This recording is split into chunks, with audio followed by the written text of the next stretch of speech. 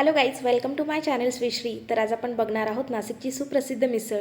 खरं तर महाराष्ट्रात बऱ्याच ठिकाणी मिसळपाव एकदम फेमस आहे, पण प्रत्येक शहराची मिसळ बनवण्याची स्टाईल आणि चव थोडी वेगळीच असते। पण नाशिक म्हटलं की आठवते ती झणझणीत लालसर रस्स्याची मिसळ, जी पाहूनच तोंडाला पाणी सुटतं।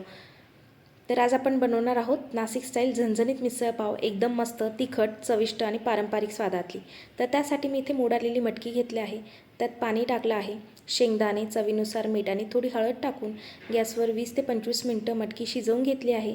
त्यानंतर पॅनमध्ये तेल टाकून त्यात बारीक चिरलेला कांदा आणि टोमॅटो भाजून घेतला आहे। आता यात अजून थोडं तेल टाकून खडे मसाले भाजून घ्यायचे आहेत। खड्या मसाल्यांमध्ये मी इथे घेतले आहे लवंग, दालचिनी, मिरी, वेलदोडा, स्टारफूल, धने आणि थोडं शहाजिरं। व्यवस्थित आपल्याला खडे मसाले भाजून घ्यायचे आहे। आता यात मी बारीक किसलेलं खोबरं घातलं आहे।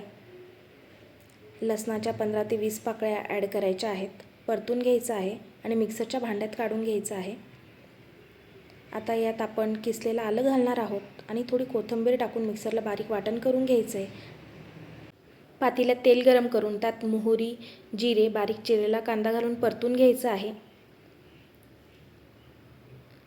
आता यात तेजपान आणि हिंग घालायचं आहे।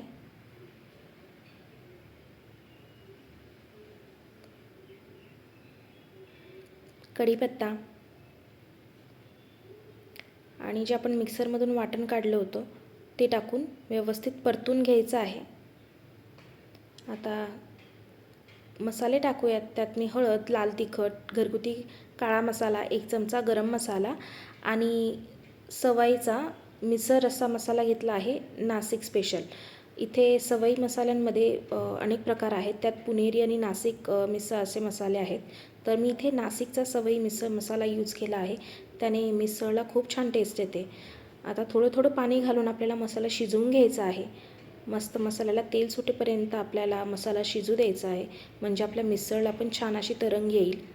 मिसळला तरंग असली तरच ती मिसळ खाण्यात मजा येते।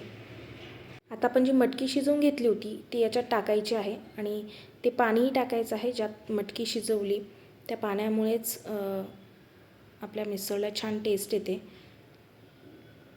आता चवीनुसार मीठ घालायचं आहे आणि बारीक चिरलेली कोथिंबीर घालून मस्त आपल्याला मिसळ 10 ते 15 मिनटं शिजवून घ्यायची आहे। आणि आता इथं आपली मिसळ रेडी झाली आहे।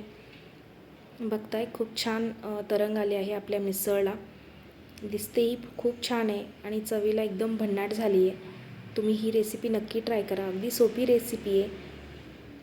रेसिपी आवडल्यास माझ्या चॅनलला सबस्क्राईब करा। Thank you for watching.